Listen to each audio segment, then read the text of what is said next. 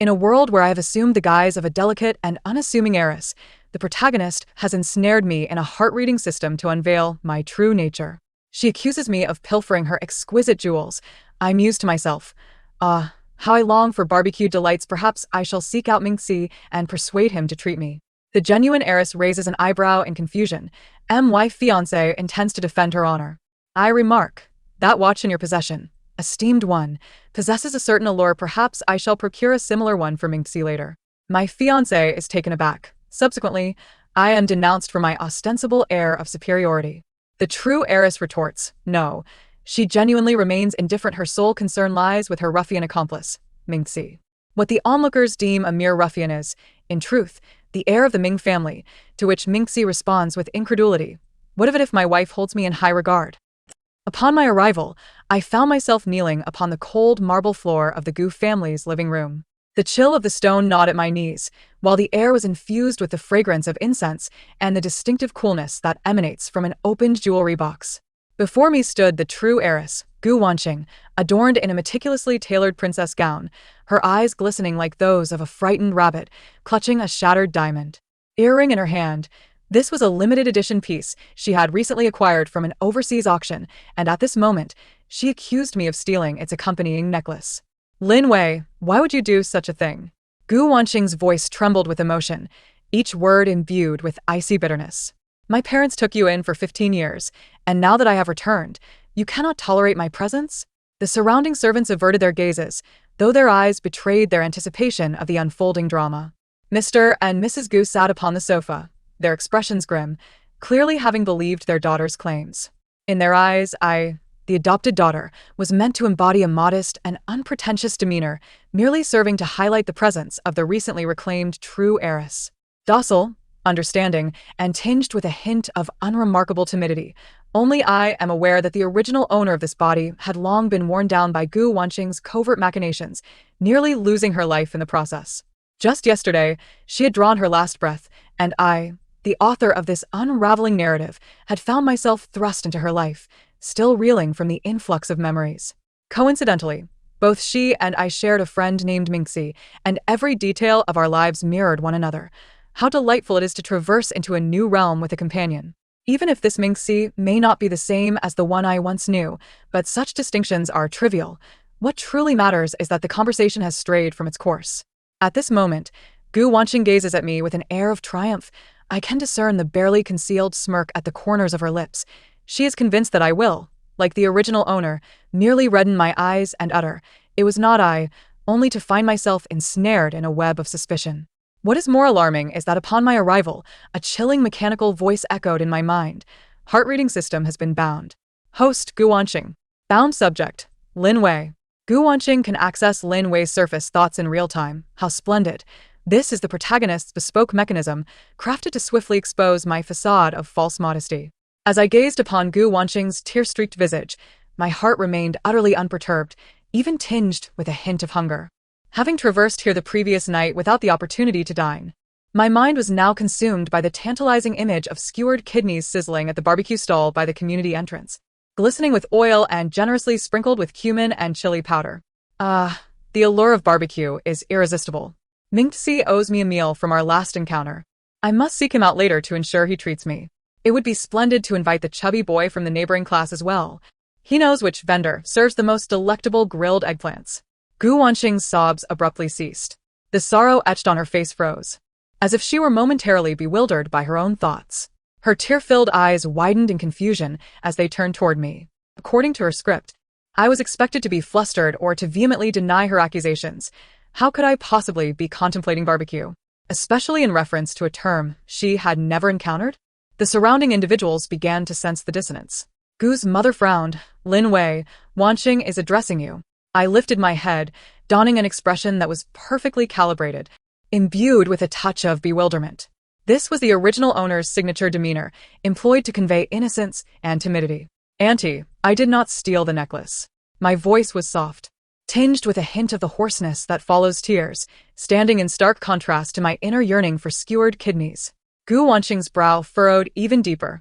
She resumed her effort to delve into my thoughts, only to be met with, "The color of Gu Wanqing's dress is far too vibrant. rendering her complexion somewhat sallow. This white t-shirt I wear is far more appealing, comfortable, and resistant to stains. When I find Mingci later, I shan't fear getting it dirty even in a scuffle. She... fighting? This Lin Wei dares to engage in fisticuffs. Gu Wanqing was utterly flabbergasted. She had prepared a plethora of grievances to hurl at me, even strategizing how to steer the crowd to perceive the adopted daughter as envious of the true heiress, but now, her mind was awash with thoughts of barbecue, Mingci, and fights, entirely unable to align with her narrative. At that moment, footsteps echoed from the entrance. A man clad in a tailored suit strode in, his posture regal, his features stern, none other than Gu Wanqing's fiancé, Fu Sinian, a well-known young talent within the capital's social circles and heir to the Fu family conglomerate. Fu Sinian was a crucial element in Gu Wanqing's plans. She was acutely aware that he cherished her deeply. Whenever she faced distress, he would undoubtedly come to her defense. Indeed, upon noticing Gu Wanqing's red-rimmed eyes and the sight of me kneeling on the floor, his countenance darkened instantly. What transpired? Gu Wanqing seemed to have found her anchor. Rushing to grasp his arm, her voice choked with emotion. "Brother Sinian, my necklace has vanished. Everyone claims Lin Wei took it." Fu Sinian's gaze fell upon me, his eyes cold as ice. "Lin Wei, surrender the necklace and apologize to Wanqing. I might consider this incident as though it never occurred." His voice was deep, imbued with an undeniable air of authority. The original owner had always feared him. Every time he furrowed his brow, she was too intimidated to utter a word. But I was not her. I observed the exquisite Patek Philippe limited edition watch adorning Fu Sinian's wrist, its face designed like the starry sky, sparkling under the light. How splendid it was, far superior to the electronic watch Mingci had unearthed from a street vendor. This watch on the big shot's wrist holds some significance. Mingci's birthday is approaching. Perhaps I should procure one as a gift? Though, if it proves too costly, I may have to extract several meals' worth of barbecue from him to settle the debt. Fu Sinian's movements abruptly halted. He had intended to utter further harsh words, but upon hearing my thoughts, he found himself frozen in disbelief. Was this woman, while he defended Wanqing, contemplating purchasing a watch for another man? And in the manner of extorting barbecue? For the first time in his 25 years, Fu Sinian felt utterly disregarded. The fury he had prepared became lodged in his throat, rendering him speechless, his complexion shifting between shades of green and white. Gu Wanqing, too, had caught wind of my musings. Her confusion surpassed even Fu Sinian's. She understood the exorbitant value of his watch, one of only 3 in existence globally. How could Lin Wei, a mere orphan adopted by the Gu family, possess such knowledge? And to contemplate gifting it to someone named Mingci? Who on earth was this Mingci? The atmosphere in the living room turned palpably tense. Gu Wan's father cleared his throat, shattering the silence. "Lin Wei, regardless of whether you took it or not, please rise and speak." I stood up, brushing the dust from my knees, moving with the ease of one at home. "Thank you, uncle." Then, I turned to Gu Wanqing, my tone tranquil. "What does your necklace look like? When did it go missing?" Gu Wanqing was momentarily taken aback by my demeanor, instinctively responding, "It's a Van Cleef Arpels 4-leaf clover necklace, crafted from white gold and adorned with diamonds. I placed it on my vanity in the bedroom this afternoon, and when I went to wear it just now, it had vanished." "Oh." I nodded. "I remained in my room reading all afternoon, never entering your bedroom. In truth, I was catching up on sleep. After assisting Mingci with a group of thugs who were harassing him, I was utterly exhausted. That fellow, though not as adept at fighting, insisted on proving himself, resulting in a head injury that kept me busy bandaging until midnight." Gu Wanqing, she was now severely questioning whether her system had malfunctioned. Was this truly the same Lin Wei, who had once been so meek, even afraid to speak above a whisper? Now, not only was she contemplating barbecue and fighting, but she had also aided someone in tending to their wounds? Fu Sinian had also heard my thoughts. His gaze toward me grew increasingly complex. He had always perceived Lin Wei as a docile, harmless flower, yet it appeared this flower bore thorns and might very well be a wild weed. Without evidence, how can anyone ascertain the truth of your claims? Gu Wanqing, suppressing her astonishment, endeavored to regain her composure. "There are but a few individuals in this household. If you didn't take it, could it possibly have sprouted legs and fled?" "Perhaps," I replied nonchalantly, "or maybe you should search again. It might have simply fallen somewhere. Like beneath the bed? The last time I helped Mingci hide the game console he had secretly purchased, I stuffed it under the bed for discretion." Gu Wanqing's eyes lit up suddenly. She almost immediately turned on her heels and hastened toward her bedroom. Sinian and Gu's parents exchanged glances before following her. I sauntered along behind, still contemplating. I wonder if Mingci is free tonight. It would be best if I could arrive before the barbecue stall closes. Upon entering Gu Wanqing's bedroom, she promptly crouched down to explore beneath the bed. Within moments, she gasped, retrieving a shimmering necklace from beneath the bed. Indeed, the very one she had lost. Found it? Gu's mother exclaimed in surprise. Gu Wanqing's face shifted from crimson to pale, clutching the necklace, speechless for a prolonged moment. She had never anticipated that the necklace would truly be beneath the bed. Even more mortifying was her previous certainty that Lin Wei had stolen it. It's likely that I accidentally knocked it off, Gu Wanqing stammered, her gaze evasive, unable to meet mine. Gu's father's expression softened somewhat, his gaze toward me tinged with a hint of regret. Lin Wei, I apologize. We misjudged you. It's all right, I shook my head, my tone still placid. As long as it is found. Wonderful. Now I can hasten to find Mingci for some barbecue. If I delay any longer, the chubby boy might be locked away at home by his parents.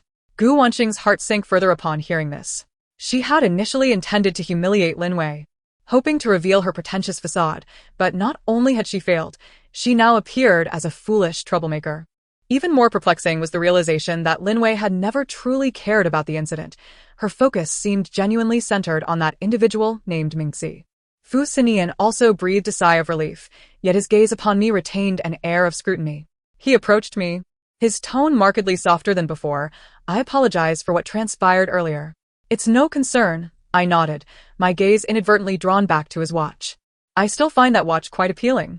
Mingci would undoubtedly look handsome wearing it. Wait until I return to inquire about the model of this watch. If all else fails, I shall purchase a replica of the same style. After all, he would be none the wiser. Xin silently tucked the watch into his sleeve, realizing that Lin Wei was far more challenging than he had initially anticipated. With matters resolved, I had no reason to linger at the Gu residence any longer. Under the pretext of going out to procure some items, I swiftly slipped out through the gates. As I reached the entrance of the neighborhood, I spotted a youth clad in a black hoodie leaning against the wall, a lollipop perched between his lips, his hair tousled, resembling a street ruffian. Indeed, it was Mingci. Why have you only just arrived? Mingci inquired, removing the lollipop from his mouth and raising an eyebrow. If you delayed any longer, the barbecue stall would have closed down. I was held up by trivial matters, I replied, approaching him and giving his arm a light pat. Has the injury on your head healed? It's perfectly fine now. He waved dismissively, just a minor scrape, akin to a mere itch. I knew he was putting on a brave front. That day, he had been cornered in an alley by a group of 7 or 8 individuals. Yet he managed to endure until I arrived to assist him, resulting in a cut on his forehead that required 3 stitches. Let us go, then time for barbecue, I said, pulling him towards the stall. Today you shall treat. Why is it always me? He grumbled, but obediently followed. Last time, you claimed you were on a diet, yet you snatched half a dozen skewers from me. That was a debt you owed me, I retorted with a huff. Who told you to engage in a fight without me? That was my own affair. Your affairs are my affairs. We exchanged banter until we reached the barbecue stall. Upon seeing us, the owner greeted with a smile. Xiao Wei, Xiao Ci. The usual today? Indeed, I nodded. Please add extra spice. And let us have 10 skewers of kidneys and 2 skewers of grilled eggplant, with plenty of garlic. Mingci chimed in, and a large grilled leg of lamb, please. Do you think you can finish it? I shot him a disbelieving glance. Rest assured, I have reinforcements, he whistled, and soon a plump boy dashed over. Just the one I had been thinking of, Xiao Peng. Hello, Wei Jia. Xiao Peng greeted with a beaming smile. Hello, I acknowledged, finding a table to sit at. Watching Mingci and Xiao Peng haggle with the owner, I suddenly felt that being in this world might not be so dreadful after all. At the very least, there was barbecue to enjoy and company to share it with. In her own bedroom, Gu Wanqing clutched the necklace she had recovered, her expression grim. The mind-reading system was still operational, allowing her to clearly hear Lin Wei's thoughts, mostly concerning barbecue, Mingci, and how to snatch Xiao Peng's skewers. Mingci, Gu Wanqing murmured, her gaze filled with confusion and a hint of resentment. She could not fathom how Lin Wei could associate with someone who appeared so unruly. Even more perplexing was Lin Wei's apparent indifference to the Gu family's opinions and her status as the legitimate daughter, only caring for that Mingci. This could not stand. She was determined to uncover who Mingci truly was and to find leverage against Lin Wei. revealing to all that she was far from the demure girl she pretended to be. Clenching her fists, a glimmer of resolute ambition flashed in her eyes. Meanwhile, I was savoring a sizzling skewer of grilled kidneys, my sole thought being, delicious. The following day, I attended school. Gu Wanqing and I were enrolled in the same private high school, albeit in different classes. The original occupant of this body had been quite the invisible presence. Average in grades, introverted in nature, and devoid of friends. However, with my arrival, it was clear that being invisible was no longer an option, at least not in Gu Wanqing's eyes. Upon entering the classroom, I felt several pairs of curious eyes upon me. It was evident that Gu Wanqing had, intentionally or not, shared a bit about me with her clique, suggesting that I was suspected of theft. Sure enough, as soon as I sat down, a girl in front of me turned around, feigning concern as she asked, "Lin Wei, I heard there was an incident at the Gu household last night?" I glanced at her, Li Shui, one of Gu Wanqing's devoted followers. Another one of Gu Wanqing's people. Not worth my time. I should be pondering what to have for lunch. Mingci mentioned a new spicy hot pot place has opened at the back gate of the school, supposedly quite delectable. At this moment, Gu Wanqing was in the adjacent class, listening to my thoughts through the system, unable to suppress an eye roll. Even now, I was thinking about food. Seeing my silence, Li Shui continued, "I heard from Wanqing that she lost a very expensive necklace. Everyone's saying you took it, Lin Wei. How could you do such a thing? The Gu family has taken care of you for so many years. How could you repay their kindness with ingratitude?" Such words were quite harsh. The surrounding students turned their gazes towards me, their expressions a mix of curiosity and disdain. I set my book down, meeting Li Shui's gaze with calm composure. "The necklace has been found. It was under her bed." "Ah? It's been found?" Li Shui was momentarily taken aback, clearly not expecting this outcome. "Yes." I nodded. Perhaps she accidentally knocked it off herself. In truth, I suspected she had hidden it herself to frame me, but it mattered little. I hadn't stolen it. She could think whatever she pleased.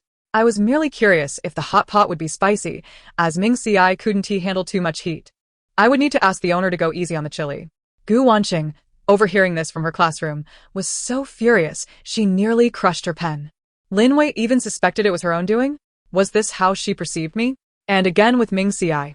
How much did she care for that ruffian? Li Shui, momentarily silenced by my retort, turned back around. The other students, seeing the lack of entertainment, also diverted their attention. Just as I was about to resume my reading, my phone vibrated with a message from Mingci. "See you at the usual place for lunch. I'll treat you to hot pot." I responded with an affirmative, a smile involuntarily gracing my lips. This scene was perfectly witnessed by Gu Wanqing, who, upon seeing me smile at my phone, felt an alarm go off in her mind. She quickly focused on deciphering my thoughts. Mingci seems to have a good conscience after all. But has his allowance increased again? Last time, he lamented about being broke. Yet now he invites me to hot pot. Surely, he hasn't been getting into fights for money again? I must ask him later. Gu Wanqing, fighting for money? This Mingci is truly no good. How could Lin Wei associate so closely with him, effectively leading her down a path of ruin? The more she pondered, the more infuriated she became, prompting her to seek out Fu Xin. Coincidentally, Fu Xin was at the school today to handle some matters, being one of the school's board members. When Gu Wanqing found him, he was in his office reviewing documents. "Brother Xin." Gu Wanqing stormed in, visibly agitated. Fu Xin looked up, amused at her flustered demeanor. "What's the matter? Who has angered you this time?" Who else but Lin Wei? Gu Wanqing took a seat across from him and recounted her overheard thoughts, embellishing them as she went. She's not behaving at school at all. Associating closely with a ruffian named Mingci, who even fights for money. "Brother Xin, don't you think that's outrageous?" Fu Xin listened, his brow furrowing slightly. He recalled Lin Wei wanting to buy a watch for Mingci and her thoughts on fighting, feeling a degree of disapproval. "Do not be too upset," he reassured her. "Lin Wei is, after all, a member of the Gu family. Her nature may not be inherently bad, merely misguided in her choice of friends. I will have a word with her when I have the chance." "A word? This is hardly something that can be resolved with mere words." Gu Wanqing insisted. "Brother Xin, you have no idea how excessive she truly is. She clearly doesn't care how others perceive her. Her only focus is on that Mingci. Could Fu Xin genuinely be coming to speak with me? How bothersome. If he delays my hot pot, I shall become irate. I must devise a way to deter him from bothering me." As Fu Xin conversed with Gu Wanqing, he silently retracted his earlier thoughts. He believed he might not be able to manage Lin Wei. Upon leaving the school building at noon, I spotted Mingci leaning against a nearby parasol tree. Hands stuffed in his pockets, a lollipop still dangling from his lips, and his school jacket carelessly draped over his shoulders. Appearing very much like a delinquent who shirks academic responsibilities. Yet, I knew this lad wore a t-shirt beneath that had faded with washing, with frayed cuffs. Yet, he would discreetly produce crumpled change whenever I craved barbecued skewers. He would assert that fighting was his own affair. Yet, he was always the first to stand in front of me when I was confronted. "Let us go for spicy hot pot," I remarked as I strolled over, giving a light pat to the back of his head. "Got it, you're so insistent," he mumbled, removing the lollipop and tossing it into a nearby trash bin before striding along behind me. The spicy hot pot stall at the back gate of the school had just opened, yet it was already bustling with business. By the time we arrived, there were few vacant seats left, save for a table tucked away in the corner. As soon as we sat down, Mingci rose to select the ingredients, reminding me on his way out, "Go easy on the cilantro. You said last time it tastes like grass." I couldn't help but smile at his retreating figure squeezed within the crowd. This boy has quite a good memory, but he himself loves cilantro. Every time, he tells the vendor to leave it out. How foolish. At that moment, Gu Wanqing was trailing behind Fu Xin, observing the scene from a distance. She had initially intended for Fu Xin to witness the closeness between Lin Wei and that delinquent, but instead, she overheard something unexpected. She paused. Her gaze toward Mingci now layered with complexity. This delinquent didn't seem entirely heartless, after all. Fu Xin, too, caught my thoughts. Observing Mingci diligently selecting the ingredients at the hot pot stall, he recalled the watch that Lin Wei had intended to buy for Mingci, and an unwelcome sensation stirred within him. "Brother Xin, look at them." Gu Wanqing tugged at Fu Xin's sleeve, her tone laced with displeasure. "They are so intimate in broad daylight." "Intimate? We are merely sharing a meal of spicy hot pot. How does that qualify as intimacy?" Does Gu Wanqing misconstrue the term intimacy? Or is she simply jealous that I have someone treating me to hot pot? Gu Wanqing, who is envious of her eating hot pot? She simply disapproves of Lin Wei associating with the delinquent. Fu Xin cleared his throat lightly and took a few steps forward. "Lin Wei." I glanced up to see Fu Xin and Gu Wanqing, arching an eyebrow. How persistent. Had I known, I would have chosen a different place to eat. Mingci returned with the selected ingredients, and upon noticing Fu Xin, his brow immediately furrowed. He recognized Fu Xin, the pride of the capital, Gu Wanqing's fiancé, and the one who had often regarded him with disdainful eyes. "What is he doing here?" Mingci set the ingredients on the table, his tone unfriendly, as he addressed me. "Not sure. Perhaps he is here to inspect the hygiene of the hot pot stall?" I replied casually. Fu Xin. He took a deep breath, striving to keep his tone composed. "Lin Wei, I have something to discuss with you." "I'm busy." I retorted bluntly. "I want spicy hot pot." "What conversation cannot wait until I finish my meal? What if the hot pot gets cold?" Mingci specifically added plenty of my favorite fish balls. Fu Xin's expression darkened. He had never been so directly rebuffed, especially not in front of a spicy hot pot stall. Gu Wanqing, relishing Fu Xin's discomfort, feigned concern. "Lin Wei, Brother Xin is only looking out for your best interests. Just listen to him for a moment." "For my best interests? If he truly cared, he would treat me to hot pot." Mere words without action are insincere. Gu Wanqing. She now seriously questioned whether Lin Wei's mind revolved solely around food. Mingci handed me chopsticks, casting a cold glare at Fu Xin. "If you have something to say, say it, but don't interrupt her meal." Fu Xin turned his gaze toward Mingci, scrutinizing him. "So, you are Mingci? And what of it?" Mingci retorted defiantly. Two equally remarkable youths faced off, one exuding a cool, noble air, while the other radiated rebelliousness, making the atmosphere around them seem almost suffocating. The hot pot stall owner watched in astonishment, inching closer to see if a fight would break out. "Could you please not obstruct my reach for the fish balls? If I don't eat soon, Mingci will snatch them." My thoughts broke the tense atmosphere like a stone shattering glass. Both Fu Xin and Mingci turned to me, only to find me stretching my arm, desperately reaching for the fish balls in the pot, chanting, "Mingci, don't move. That's mine." Mingci. He silently withdrew his chopsticks that had been reaching for the fish balls. Fu Xin. He suddenly found his earlier earnestness somewhat amusing. Gu Wanqing, overhearing my thoughts, was rendered speechless. To her, the palpable tension seemed to be merely a fish ball snatching contest in Lin Wei's eyes. "Forget it," Fu Xin conceded. "I merely wish to advise you to keep your distance from certain unsavory individuals. It would benefit you." As he spoke, his gaze pointedly drifted toward Mingci. Mingci's expression darkened instantly. Who are you calling unsavory? Whoever takes offense is guilty, Fu Xin replied coolly. You're asking for trouble. Mingci abruptly rose. Fists clenched. Mingci, I grasped his arm, shoving a fishball into his mouth. Don't stoop to his level. Just eat the fishball. With the fishball in his mouth, Mingci glared at Fu Xin but refrained from making a move. I turned to Fu Xin, my tone steady. Mr. Fu, I do not need others dictating my friendships. Moreover, Mingci is not an unsavory person. He is far better than many hypocrites. Like you. I heard last time you resorted to underhanded tactics to secure a project. Although it was a business maneuver, it was rather dishonorable. Fu Xin's expression shifted abruptly. He had executed the underhanded tactic with utmost discretion. How could Lin Wei possibly know? He cast a deep glance at me, then at Mingci, said nothing further, and turned to leave. Gu Wanqing hurriedly followed him, not forgetting to hear my thoughts as she departed. Finally, he has gone. Mingci, hurry and eat. The hot pot will cool down. By the way, here's a quail egg for you. You mentioned wanting to eat it yesterday.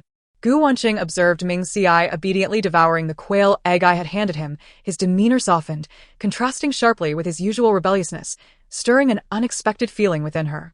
She had always believed Lin Wei was merely putting on an act, but now it seemed that Lin Wei genuinely trusted Mingci. And Mingci also appeared to care deeply for Lin Wei. Brother Xin, wait for me. Gu Wanqing rushed to catch up with Fu Xin. Fu Xin's expression remained grim. He was unsettled by Lin Wei's mention of him being hypocritical and her awareness of his underhanded tactics, leaving him feeling quite uncomfortable. That Mingci is no ordinary character, Fu Xin suddenly remarked. Huh?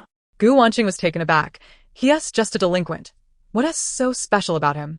Don't you find his gaze rather peculiar? Fu Xin continued. Although he appears rebellious, there's a brightness in his eyes. And he possesses an aura that isn't typical of a delinquent. Gu Wanqing pondered this, realizing it might indeed be true. Though Mingci dressed and acted like a delinquent, he stood his ground before Fu Xin, exuding a sense of equality. So, what if he is extraordinary? Gu Wanqing retorted defiantly.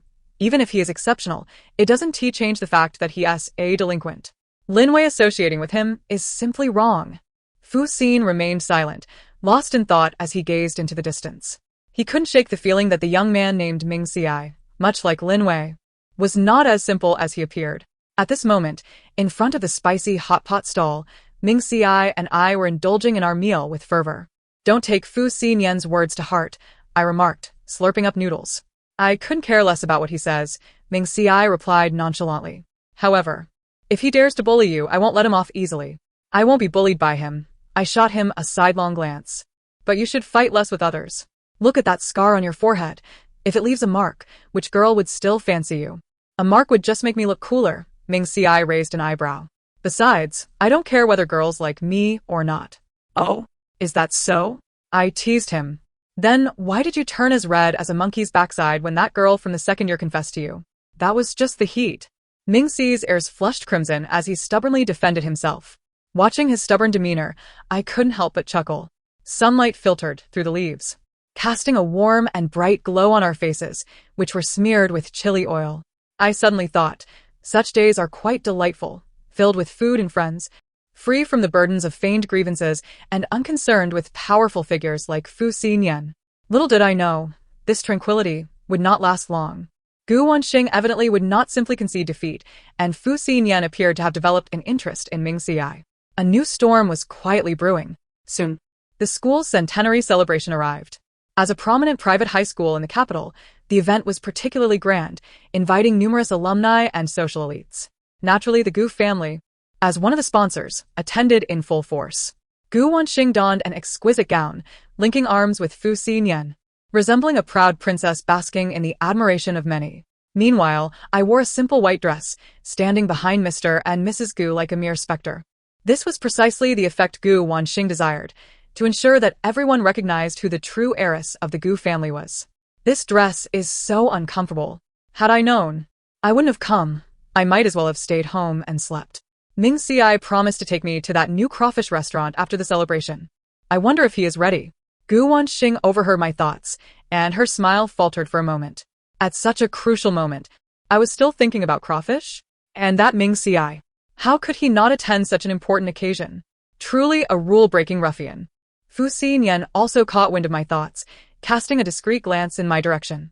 This dress was specially prepared for me by the Gu family, and despite its considerable price, I found it rather constricting. He suddenly recalled the sight of me, clad in a simple t-shirt, relishing my meal at the hot pot stall, evoking an unusual feeling within him. The ceremonial proceedings commenced, with the principal delivering a speech, followed by remarks from distinguished alumni.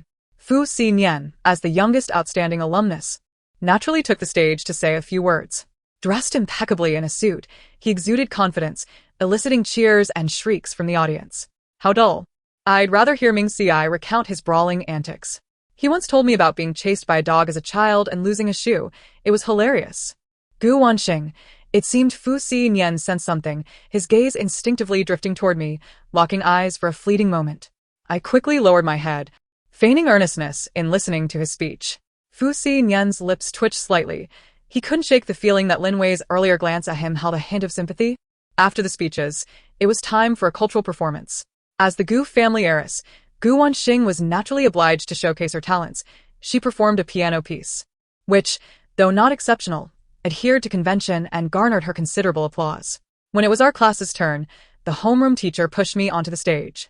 The original owner of my body had practiced the guzheng for a few years, and the teacher believed my serene disposition was well suited for the instrument. With a pounding heart, I approached the guzheng and sat down. Despite my lack of knowledge about the guzheng, the original owner's memories lingered, and my body seemed to respond instinctively. Taking a deep breath, I plucked the strings. The melodious sound resonated, instantly silencing the previously raucous auditorium. I was taken aback, surprised at how well the original owner could play the guzheng. So, playing the guzheng is this easy? If I had known, I wouldn't have been so nervous. Once this is over, I must quickly message Mingci to ask if the crawfish is ready. Gu Wanxing, seated below, watched in astonishment as Lin Wei performed on stage. She had always thought Lin Wei was inept, merely pretending to be aloof, but was taken aback by her impressive guzheng skills. Even more baffling was that Lin Wei, while performing, was still preoccupied with thoughts of crawfish and Mingci. Fu Xinyan was equally surprised. He observed Lin Wei on stage, clad in a simple white dress, her focus unwavering as she played the guzheng, her demeanor tranquil, starkly contrasting with her usual distracted, food-obsessed self. In that moment, she truly embodied the essence of serene as a chrysanthemum. As the piece concluded, thunderous applause erupted from the audience. I stood, bowed, and hurriedly exited the stage. Just as I returned to my seat, Gu Wanxing leaned in, feigning sincerity. Lin Wei, you played beautifully. I had no idea you were so talented on the guzheng. It was just average, I replied coolly. Hurry up and end this, crawfish. Gu Wanxing. She resolved to cease any further attempts at conversation with Lin Wei. Following the celebration, a banquet ensued. Mr. and Mrs. Gu took Gu Wanxing and me to mingle with various dignitaries. A corpulent middle-aged man, upon spotting me, had his eyes widen in surprise as he strode over, drink in hand. So, you must be the adopted daughter of the Gu family? Quite the beauty indeed. Come, drink a toast with uncle.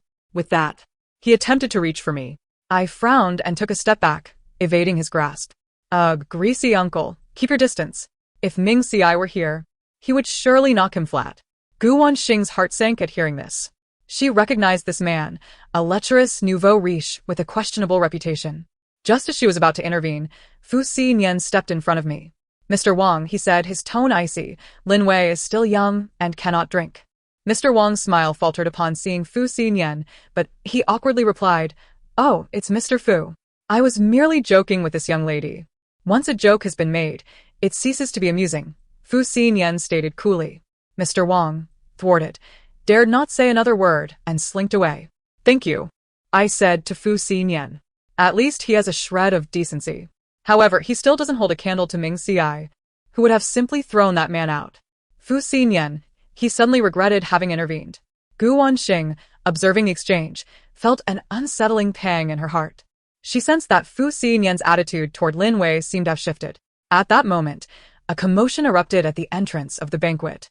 We turned to see Mingci, clad in a sleek black suit, making his entrance amidst a throng of admirers. His hair was neatly combed, his usual defiance replaced by a newfound composure, rendering him almost unrecognizable. To everyone's astonishment, following closely behind him was Ming Jinxiong, the chairman of the Ming Group. The Ming Group was a venerable enterprise in the capital, renowned for its formidable strength, and Ming Zhenxiong was a legendary figure in the business world. Gasps of disbelief echoed through the crowd, including for myself, Gu Wanxing and Fu Sinian. Isn't that Mr. Ming? Who is that young man? Why does Mr. Ming treat him with such respect? He looks somewhat familiar. Wasn't he that ruffian we saw at the school gate last time? Whispers of speculation filled the air. Mingci strode confidently toward us, his gaze landing on me, and in an instant, his previously steady eyes softened. Apologies for being late. He approached me with a natural demeanor, stating, "The crayfish has already been prepared by the hotel. I'll take you to savor it once the event concludes."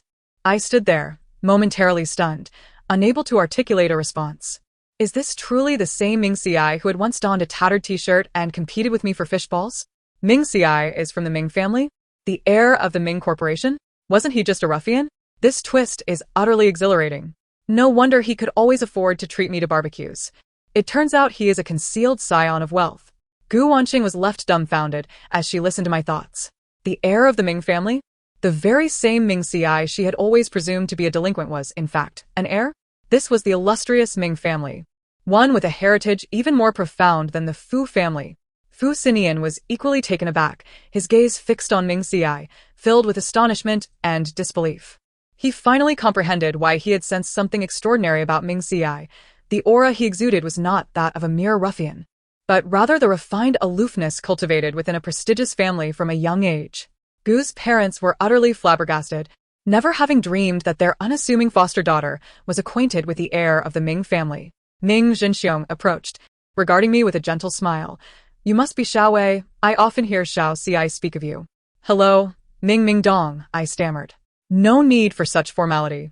Just call me Uncle Ming," he replied with a smile. "Xiao Ci has been spoiled by us.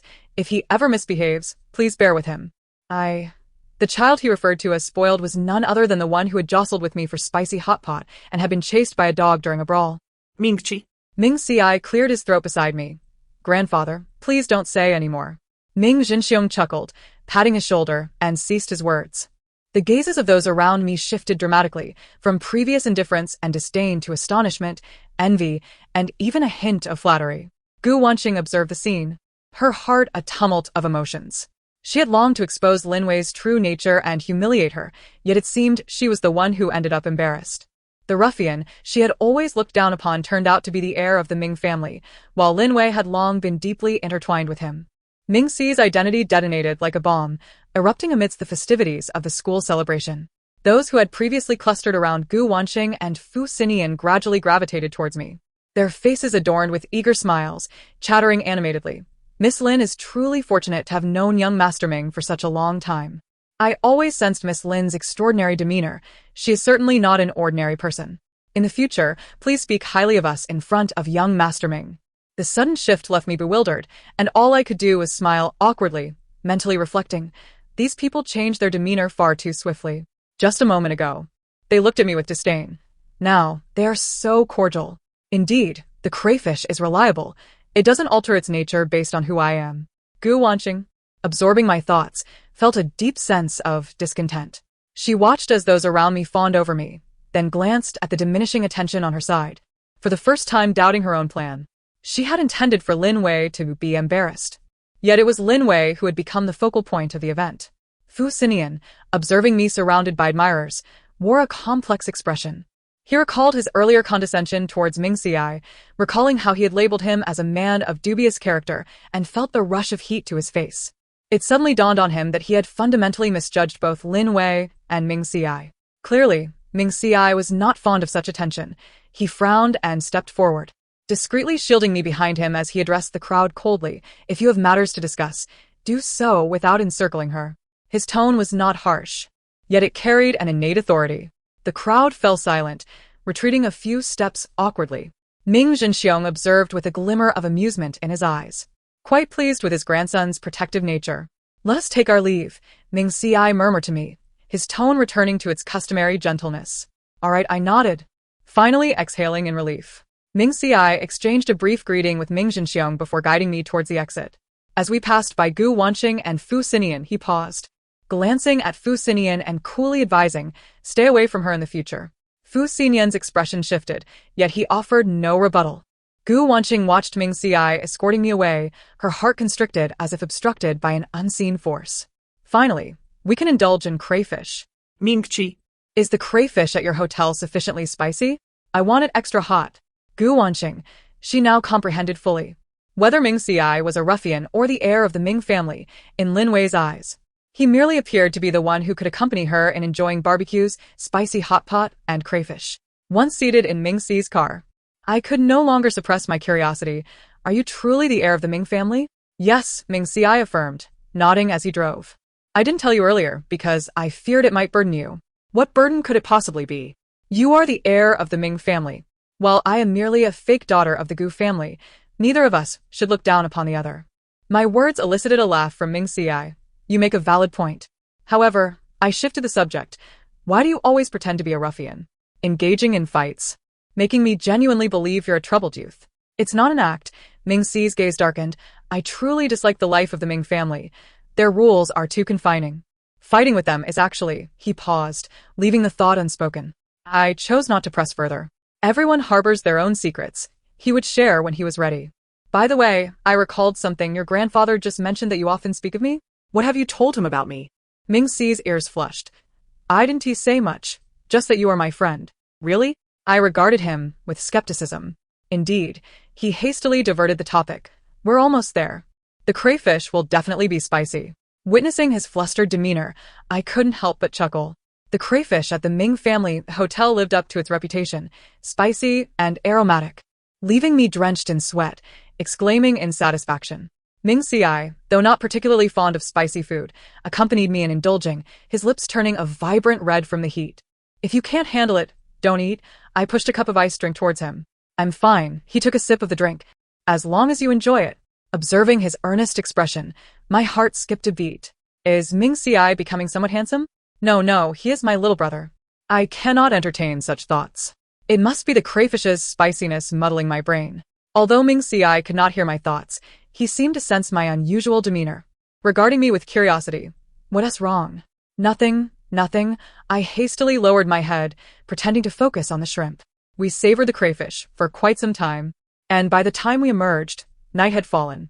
Mingci drove me home, stopping the car at the entrance of the Gu family villa. Thank you for the crayfish today, I expressed. You're welcome, he replied, looking at me. If you ever want to eat something, just let me know. All right, I nodded, opening the car door to exit. Lin Wei, he suddenly called out to me. I turned to look at him. During the school celebration, when you played the guzheng, you looked stunning. His eyes sparkled, like stars had fallen within them. My cheeks flushed instantly. Oh, really? Thank you. After uttering the words, I almost fled the car, rushing into the villa. Once in my room, my heart raced uncontrollably. Leaning against the door, I touched my warm cheeks, my mind a whirlwind. I seemed to have developed different feelings for Mingci. This sensation was something I had never experienced before. The following day at school, the dynamics of my relationship with Mingci appear to have taken on a subtle shift. He still waits for me to have lunch together, still brings me snacks. But the way he looks at me seems to carry a hint of something more. And I, unable to resist, often steal glances at him, my face flushing whenever our eyes meet. Gu Wanqing observes all of this, her heart growing increasingly restless as she listens to my chaotic thoughts through the system. Mingci's white shirt today is truly remarkable, far more appealing than yesterday's suit. He looked so handsome while playing basketball just now. That three-pointer was spot on. Could he possibly like me too? Surely not. We are good friends after all. Gu Wanqing feels as though Lin Wei's thoughts are driving her to madness. Initially, she intended to use the system to unveil Lin Wei's true nature, but now, she finds herself a mere witness to the burgeoning bond between Lin Wei and Mingci. What frustrates her even more is that Fu Sinian seems increasingly attentive towards Lin Wei. He finds excuses to discuss studies with her. He discreetly passes her notes when she struggles to answer questions posed by the teacher. He even picks out the cilantro she dislikes from her bowl in the cafeteria. Is Fu Sinian unwell? Why is he always following me? Doesn't he fancy Gu Wanqing? Why is he meddling with my cilantro? I can handle it myself. How intrusive. Gu Wanqing, upon hearing this, feels a wave of discomfort wash over her. She approaches Fu Sinian, wanting to clarify his intentions. Sinian, why have you been seeking out Lin Wei so often lately? Her tone carries a hint of grievance. Fu Sinian looks at her and replies calmly. I just think she isn't as unpleasant as I once thought. Not as unpleasant? Gu Wanqing can hardly believe her ears. She is a fake heiress. She once tried to steal my necklace. That incident is in the past, Sinian says. And I now believe it might have been a misunderstanding. Misunderstanding? Gu Wanqing grows agitated. How can it be a misunderstanding? I clearly heard her thoughts. She stops mid-sentence, suddenly realizing she cannot disclose the existence of the system to Sinian. He gazes at her with a hint of curiosity. What were her thoughts? Nothing at all. Gu Wanqing stammers. Sinian does not press further, merely stating, Wanqing, I think you may harbor some bias against Lin Wei. She is actually quite innocent. Innocent? Gu Wanqing cannot fathom this. How can she be innocent? She's clearly... She wants to express that Lin Wei is calculating. But as the words linger on her lips, she recalls Lin Wei's thoughts consumed with food, her trust and reliance on Mingci, and suddenly finds herself unable to voice her opinion. Sinian observes her without further comment and turns to leave. Gu Wanqing stands there, lost in confusion. She cannot comprehend how things have spiraled to this point. Her plans, her pride seem to be crumbling piece by piece. Meanwhile, I remain blissfully unaware of all this. My mind entirely occupied with Mingci. One moment I feel he might have feelings for me, and the next, I question whether it's just my imagination. Completely oblivious to Sinian's peculiar behavior. Until one day, Sinian corners me at the classroom door. Lin Wei, I need to talk to you. His gaze is earnest. What is it? I respond somewhat impatiently. He takes a deep breath as though summoning immense resolve. I think I might like you. I am taken aback. Is Sinian out of his mind? He likes me? Isn't he Gu Wanqing's fiancé? This plot development is far too dramatic. I need to find Mingci and tell him about this, to get his perspective. Sinian, witnessing my shocked expression, assumes I am simply shy and is about to say more when he sees me turn and flee, my speed akin to that of a gust of wind. He is left speechless. All of this is overheard in its entirety by Gu Wanqing, who is hiding nearby. She watches Sinian's crestfallen expression and sees me sprinting towards Mingci, a wave of unprecedented fatigue and jealousy surging within her. She envies Lin Wei for her ability to focus solely on food with such innocence. She envies Lin Wei for receiving Mingxi's steadfast protection. She even envies Lin Wei for eliciting Sinian's admission of affection. Leaning against the wall, Gu Wanqing slowly sinks to the ground. She suddenly feels that the true nature she has painstakingly tried to expose seems utterly insignificant now. I run breathlessly to the basketball court, where Mingci is playing. Dressed in his basketball uniform, beads of sweat glisten on his forehead. In the sunlight, the sharp angles of his profile appear particularly striking. Upon noticing my approach, he immediately halts his actions, wipes his sweat with a towel, and strides towards me, asking what is wrong. Why are you running so fast? Sinian just told me he likes me, I say, gasping for breath. Mingxi's expression darkens instantly. What did he say? He said he likes me. I reiterate. Do you think he has gone mad? Isn't he supposed to like Gu Wanqing? Mingci remains silent, his gaze turning as cold as ice as he turns to head towards the teaching building. Where are you going? I quickly grab his arm. To find him. Mingci replies, his tone sharp. What for? To fight him? I roll my eyes at him. Have you forgotten that you're now the heir of the Ming family? Can you not act more mature? My retort momentarily stuns Mingci, but then he responds somewhat defensively. He said that. How can I not care? Care about what? I raise an eyebrow. He said he likes me, but that doesn't mean I like him. Rest assured, I have no feelings for him whatsoever. As I speak, I suddenly realize what I am about to say, and my cheeks flush instantly. Mingci looks at me, his eyes brightening. What about you? Nothing. I quickly divert the topic. In any case, I won't pay him any mind, so don't go looking for trouble with him. Mingci studies me for a long moment, and, seeing that I truly have no intentions towards Sinian, his expression softens slightly. All right, but if he dares to bother you again, I won't let him off easily. Got it, big brother? I pat his arm. Continue playing. I'll watch from here. Mingci nods and returns to the court. Yet I can tell his focus is shifted as he frequently glances in my direction. Sitting on the bench at the sidelines, I watch him run and leap on the court, my heart racing like a little rabbit. Actually, I think I might like Mingci a bit. Not in a brotherly way, but in a way that makes me want to be with him. Does he possibly like me too? Was he nervous just now because he has feelings for me? Gu Wanqing, hiding nearby, listens to my thoughts and feels her last shred of hope dissipate. Watching the carefree interaction between Mingci and me, she suddenly finds her system somewhat superfluous. She had once believed that knowing Lin Wei's thoughts would grant her control over everything, allowing her to ruin Lin Wei's reputation. But now she feels like an outsider, watching Lin Wei and Mingxi's relationship blossom while she is powerless to intervene. What troubles her even more is the oddity of her system. Lately, there are times when she cannot hear Lin Wei's thoughts, or the thoughts she does hear are fragmented, as if the signal is poor. System, what is wrong with you? Gu Wanqing inquires within her mind. System operating normally, no anomalies detected. The cold mechanical voice responds. Yet Gu Wanqing cannot shake the feeling that something is amiss. Especially when Lin Wei and Mingci are together, the system's signal seems particularly weak. Unbeknownst to her, the system's irregularities stem precisely from the deepening of my feelings for Mingci. The system can only capture surface thoughts, and when my emotions become profound and sincere, those buried sentiments become impervious to its grasp. Fu Sinian, undeterred by my rejection, persists in his pursuit. He continues to craft various excuses to appear before me, delivering breakfast, reserving seats, and even approaching with a tray while I dine with Mingci. Each time Mingci lays eyes on him, his expression darkens considerably. Had I not intervened, a confrontation would have surely ensued. Does Fu Sinian not comprehend human speech? I have expressly stated my disinterest, so why does he persist in following me? He disrupts my meals with Mingci. Besides, the breakfast he prepares pales in comparison to the soy milk and deep-fried dough sticks Mingci buys for me. Mingci looks particularly handsome today, especially when he frowns. He exudes such masculinity. Gu Wanqing, listening to this, felt her head spinning. Her daily routine now consisted of hearing Lin Wei's complaints about Fu Sinian while she swooned over Mingci. Unable to contain herself any longer, she sought out Fu Sinian. Brother Sinian, please refrain from pursuing Lin Wei any further, Gu Wanqing said, her tone weary. She does not harbor feelings for you. Her affections lie with Mingci. Fu Sinian's expression shifted slightly. How do you know? I can see it. Gu Wanqing replied vaguely, unable to divulge the intricacies of the system.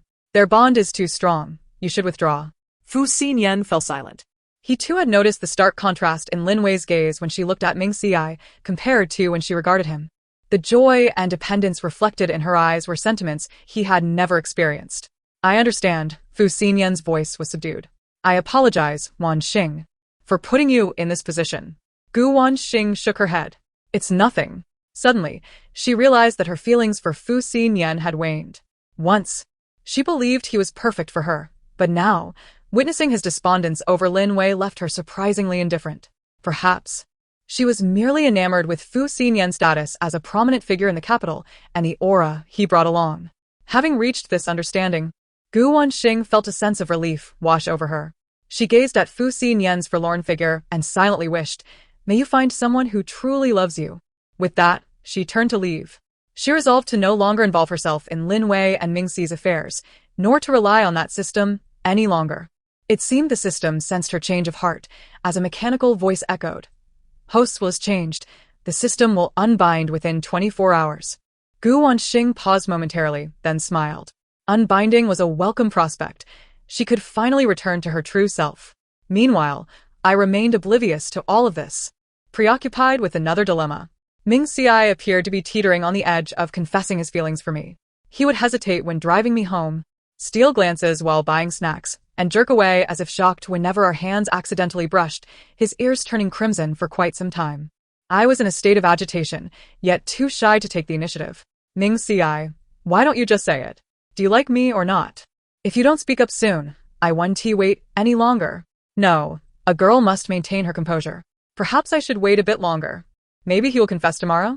Just when we were both anxiously testing each other's feelings, a crisis befell the Gu family. A project my father invested in had failed, leading the company to the brink of bankruptcy. My mother wept incessantly, while my father's hair turned gray from worry. Though Gu Wanqing had just come to terms with certain matters, witnessing her family's plight filled her with anxiety. How could the Gu family suddenly face bankruptcy? This plot twist wasn't mentioned in the original story. Could it be that my arrival has drastically altered the narrative? Though my parents have never treated me poorly, they have not been overly kind either. Now that they are in trouble, I cannot turn a blind eye. Mingci's family must have some influence. Should I seek his assistance? But would that make him feel I'm exploiting him? Having resolved to distance herself from my affairs, Gu Wanqing was taken aback by her own thoughts. She hadn't anticipated Lin Wei's willingness to help the Gu family. Seeing me frowning with concern, she suddenly felt that she had misjudged Lin Wei. Lin Wei was not falsely lofty. She simply lived authentically. After a moment's hesitation, Gu Wanxing approached me. Lin Wei, I know you're worried about your family situation. I was taken aback, not expecting her to initiate a conversation. Yes. In fact, I know who is behind this. Gu Wanxing continued. Who? I asked urgently. It's that general manager Wang from before. Her tone was laced with suppressed anger. My father had previously collaborated with him on a project, but they fell out due to differing ideologies. He has harbored resentment ever since. And this time, he deliberately spread false information, sabotaging my father's investments and colluding with other companies to withdraw their funding, which caused the financial chain to collapse. Suddenly, everything made sense. No wonder the Gu family faced such sudden turmoil. Someone was indeed scheming behind the scenes.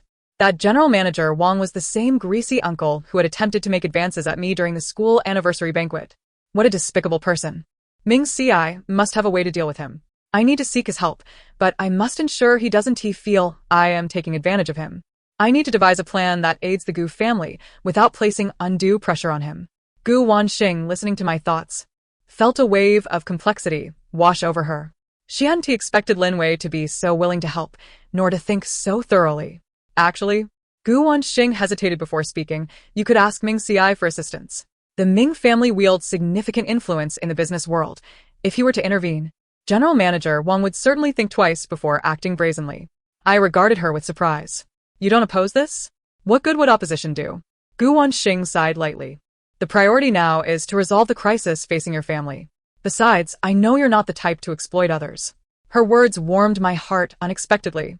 Despite her previous antagonism, Gu Wanxing seemed to possess a fundamentally good nature. Thank you, Wanxing, I said sincerely. Gu Wanxing paused, then awkwardly replied, What are you thanking me for? I'm doing this for the Gu family as well. I smiled and said nothing more, turning to seek out Mingci. When I found Mingci, he was engrossed in documents. Upon noticing my presence, he immediately set them aside and inquired, What's wrong? You don't look well. I recounted the situation with the Gu family, including General Manager Wang's actions. Mingci's expression darkened instantly. That General Manager, Wang has some nerve. Can you help? I asked cautiously. If it's too much trouble, I can find another way. It's not troublesome. Mingci grasped my hand, his gaze resolute. Your troubles are my troubles. Don't say it's just dealing with a General Manager Wang. Even if the sky were to fall, I would stand by you. His words surged through me like a warm tide, and I felt my eyes welling up. Mingci is truly wonderful. I think I'm growing more fond of him. Although Mingci could not hear my thoughts, he seemed to sense my emotions and gently squeezed my hand. Don't worry. Leave it to me. Okay. I nodded, feeling considerably reassured. Mingci was remarkably efficient. The very next day, General Manager Wang proactively reached out to my father, not only apologizing but also promising to compensate for the Gu family's losses. He even retracted his pressure on other companies. Thus, the Gu family's crisis was resolved with surprising ease. My parents expressed their heartfelt gratitude to Mingci, and their perception of me shifted, brimming with newfound recognition and warmth. Gu Wanxing observed all of this, her heart filled with astonishment. She had never anticipated that the person she had endeavored to undermine would ultimately become the Gu family's savior. System unbinding countdown 1 hour. The cold mechanical voice resounded in Gu Wanxing's mind. She took a deep breath, feeling no trace of reluctance. During this period, she had listened to an overwhelming number of Lin Wei's thoughts through the system, gaining clarity on many people and events. She realized that true happiness is not something to be calculated, but rather something to be earned through one's own efforts. She resolved to live independently from now on, no longer casting a shadow on others or harboring jealousy towards Lin Wei. At the moment of the system's disconnection, Gu Wanxing suddenly felt a wave of lightness wash over her. She gazed at me, who was conversing with Mingci nearby, and a genuine smile graced her lips. Meanwhile, I was discussing weekend plans with Mingci. How about we go watch a movie this weekend? There's a new romantic film out that I've heard is quite good. I suggested. Sounds great. Mingci replied with a smile. After the movie, let us indulge in your favorite barbecue. That sounds fantastic. I exclaimed joyfully. As I beamed like a child, Mingci's gaze softened further. He suddenly spoke Lin Wei. I looked up at him. I like you, he said earnestly. Not in a brotherly way, but in a way that desires to be with you and care for you for a lifetime. Would you be willing to be my girlfriend? I was momentarily stunned, my heart racing and my cheeks flushed. Of course. I've been waiting for those words for so long. Though I remained silent, Mingci discerned my answer in my eyes. He smiled broadly and enveloped me in a warm embrace. That's wonderful, he whispered in my ear. Sunlight streamed through the window, bathing us in warmth and beauty. Nestled in Mingci's arms, listening to the steady rhythm of his heartbeat, I felt a profound sense of happiness. I suddenly thought that encountering Mingci in this world was perhaps the most fortunate event of my life. The news of our relationship quickly spread throughout the school. Some offered blessings, others looked on with envy, but most were simply astonished. After all, no one anticipated that the seemingly unremarkable faux heiress Lin Wei would end up with Mingci, the heir of the Ming family. When Fu Sinian learned of this, he sought me out once. I wish you happiness, he stated calmly, a hint of relief in his eyes. Thank you, Mr. Fu, I replied sincerely. From now on, call me Fu Sinian, he said with a smile. I hope we can remain friends. Certainly, I nodded, watching Fu Sinian's retreating figure. I realized he didn't seem so detestable anymore. Perhaps, having let go of his obsession, he could find the true happiness that belonged to him. Gu Wanqing also expressed her blessings towards us.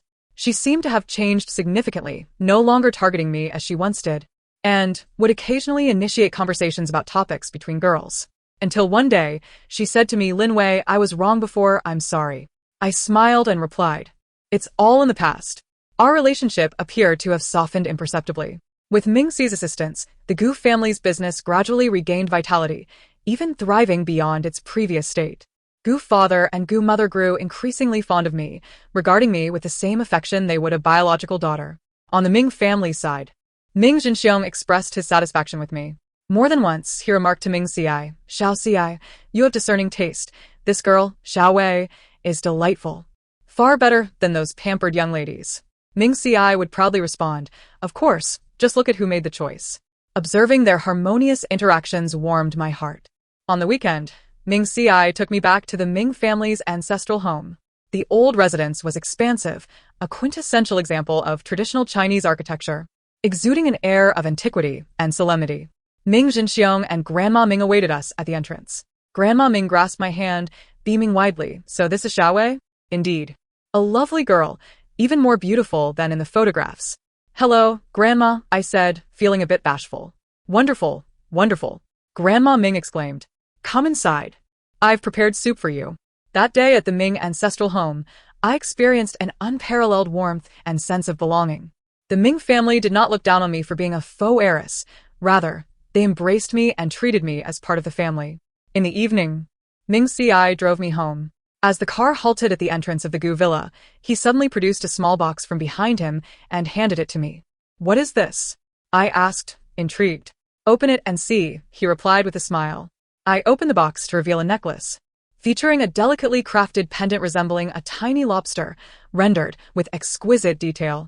This is, I gasped, astonished. I know how much you love eating lobsters, Mingci admitted, scratching his head shyly, so I had someone custom make this for you. I hope you like it. Tears welled up in my eyes as I gazed at the little lobster necklace. It was perhaps the most special and touching gift I had ever received. I absolutely adore it. Thank you, Mingci, I said, throwing my arms around him tightly. Silly girl, no need for thanks, he gently patted my back. As long as you like it, I would give you anything. We embraced for a long while in the car until Gu mother called to urge me home, reluctantly parting from each other. Back in my room, I adorned myself with a lobster necklace, gazing at my reflection in the mirror, enchanted by it. A Mingci truly understands me. How fortunate I am to have encountered him. Although Gu Wanqing's system had been unbound, I knew that even if she could still hear my thoughts, it would only be filled with blessings. Time passed swiftly, and before long it was graduation day. Mingci and I donned our graduation gowns, standing in the campus with our classmates for photographs. Gu Wanqing was also present, dressed elegantly, standing beside a stranger who appeared to be a perfect match for her. This is my boyfriend, Jiang Chun, Gu Wanqing introduced us with a smile. Hello. Mingci and I greeted Jiang Chun. Seeing the radiant smile on Gu Wanqing's face, I felt genuinely happy for her. She had finally found her own happiness. Fu Sinian also attended, appearing significantly more mature, accompanied by a gentle girl. This is my sister, Fu Siyu, he introduced with a smile. We exchanged greetings and chatted a bit. The atmosphere was congenial. After the graduation ceremony, Mingci took my hand, and we strolled leisurely through the campus. Which university do you wish to attend? He inquired. I want to apply to University A to study screenwriting, I replied. I wish to write down our story. That sounds great, Mingci grinned. I'll apply to University A too, to be with you. Really? I asked, astonished. Really? He teased, playfully tapping my nose. Wherever you go, I will follow.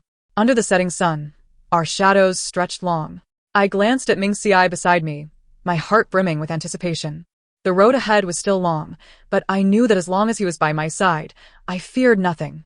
I once believed that my purpose in this world was to rewrite the original owner's fate, to reclaim what belonged to me. Yet now I understand that fate had long ago, in its subtlety, arranged the best for me. The mind-reading system, the identity of the faux heiress, the misunderstandings and disputes of the past have all faded into memory. Presently, I have a loving family, the best of friends, and the one I cherish most. That is more than enough. I lifted my gaze, meeting Mingci's gentle eyes, and couldn't help but smile. A brand new future beckoned us. The end of the story. Thank you for listening, and we shall meet again in the next tale.